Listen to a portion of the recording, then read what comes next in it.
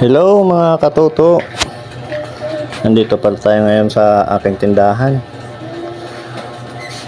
Kasi sa araw na to, pupunta na naman tayo sa Tanawan, Batangas upang mamili ng mga gulay. Kaya nandito tayo sa tindahan para alamin kung ano yung mga kulang na gulay na dapat nating bilhin. Kaya samahan nyo ko mga katuto.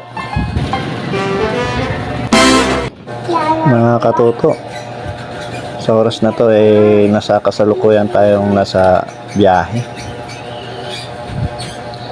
papuntang Batangas. Napakabilis lang po ng biyahe kasi ang daan po natin ay nasa SLEX o Expressway. Yun mga katuto, natatanong nyo po ba yung bundok na yan? Yun po yung tinatawag na Mount Makiling. Yan po yung palatandaan kung saan tayo ay malapit ng makarating. Kaya abangan nyo po.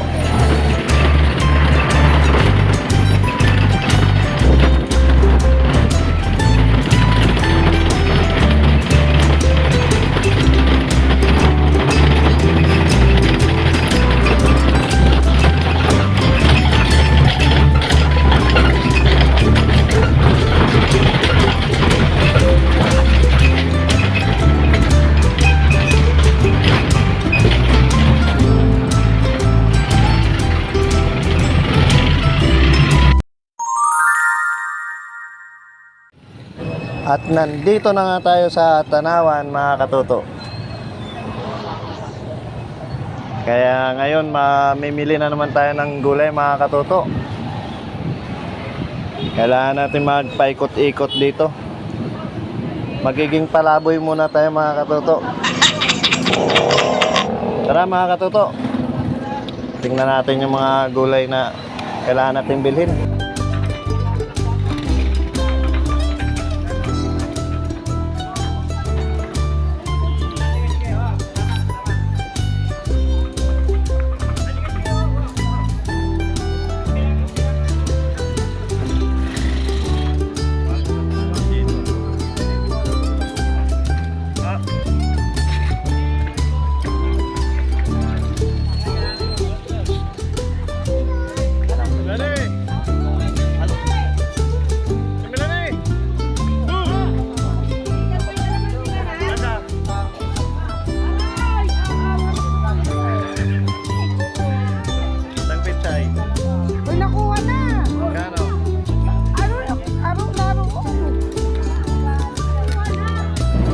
Siya nga pala mga katuto, pag namimili pala dito sa Tanawan, kailangan yung mga nabibili yung gulay may pangalan. Kaya dapat pag namili ka dito, kailangan mayroon kang marker na dala.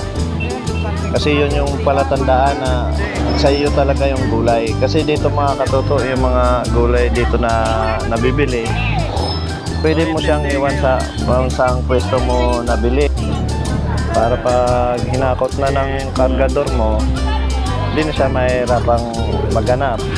Dito kasi mga katuto, pag namili ka dito, lalo pag madami kang pinamili, kailangan mo umupa ng kargador para hindi ka na mahirapan magbitbit ng mga pinamili mo. Kasi dito mga katuto, yung parking ng namimili medyo malayo sa pamimilian ng gulay at prutas. Kaya need mo talaga umupa ng kargador.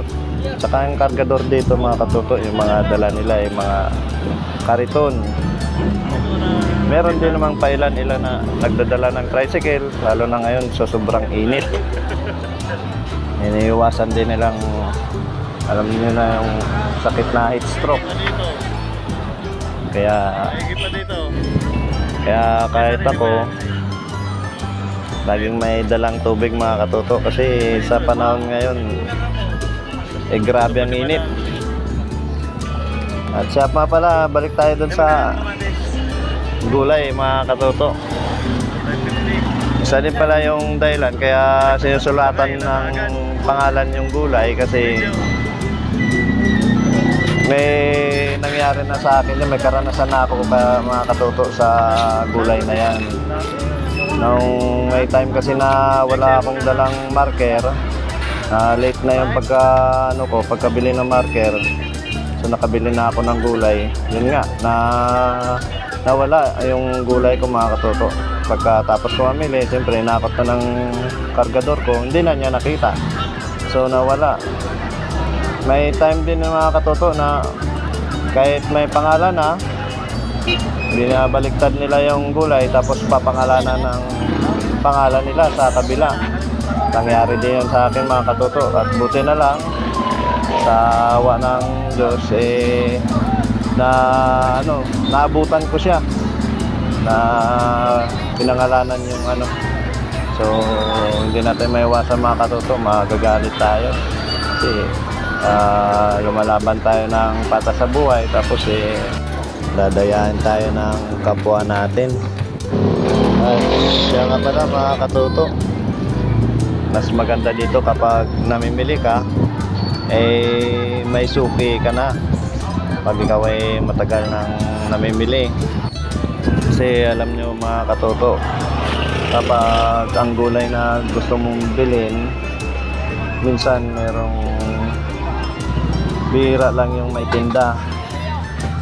So hindi ka kaagad-agad mabigyan kasi pag wala kang suki, hindi ka kaagad mabigyan kasi yung mas inuuna nila yung mga suki mga katoto. Kasi katulad niyan, kung may suki ka, hindi ka mawala ng gulay na gusto mong bilhin. At isa pa sa kagandahan mga katoto, kapag may suki ka, katulad sa akin, hindi man ako araw-araw namimili, minsan 2 times a week lang, ginagawa ko, tinatawagan ko na lang yung suki ko at pinapadala ko na lang sa tracking o sa service ko yung kailangan kong gulay. Tapos pag pumunta ako ng Tanawan, sako na lang binabayaran. So yun yung kagandahan ng may suki ka na nagtitinda sa Tanawan mga katoto. Pagdating naman sa mga kargador, mga taga-akot ng gulay, wala namang mga problema mga katoto kasi napakadali lang kumuha ng kargador kasi maraming kargador dyan na nag-aabang. So the best pa rin yung may suki ka rin na kargador mga katoto kasi katulad niyan sa akin, meron na akong suki. Kahit hindi ko siya nasabihan, pag nakita niya yung pangalan ko nakasulat doon sa mga gulay na binili ko, kusa niya niyang inaakot. So may contact din ako sa kanya para in case na tinanong ko yung tungkol sa gulay, alam ko agad kung sino ang kumuha. At saka dito pala sa Tanawan mga katoto, hindi ka magugutom dito kasi maraming nagtitinda dito ng mga pagkain. Meron ding karinderya. Sa sunod na video ko mga katoto, papakita ko sa inyo yung mga specialty nila dito, yung mga masasarap nilang luto. At hanggang dyan na lang mga katoto. Mamaya ipapakita ko sa inyo yung mga pinamili ko.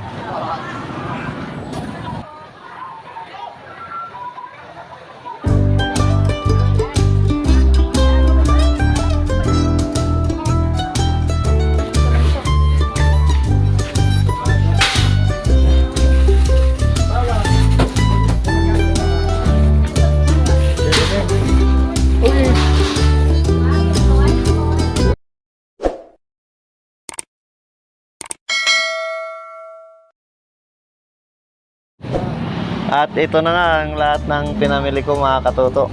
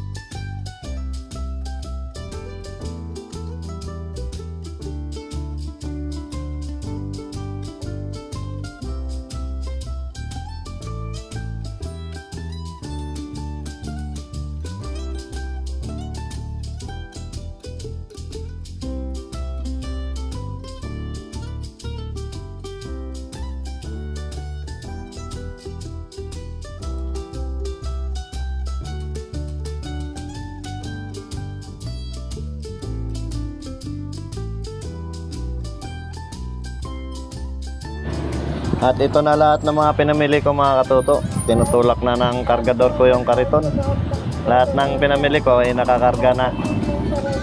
Yan pala yung pugi kong kargador mga katuto. At nandito na rin sa service. Naka-ready na ang lahat para ikarga na lang. So nga pala mga katoto, dito sa service na to pala hindi lang ako yung nag-iisang pasahero na namimili. Ako po yung nakikisakay lang din.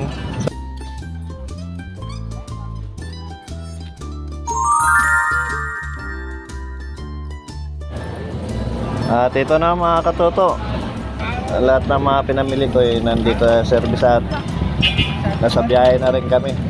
Babalik na sa aking tindahan.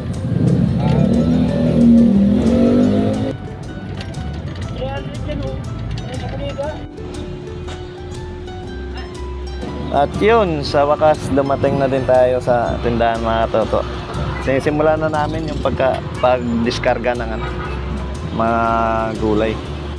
At hanggang sa muli mga katoto, usap tayo ulit sa susunod kong video. Maraming salamat!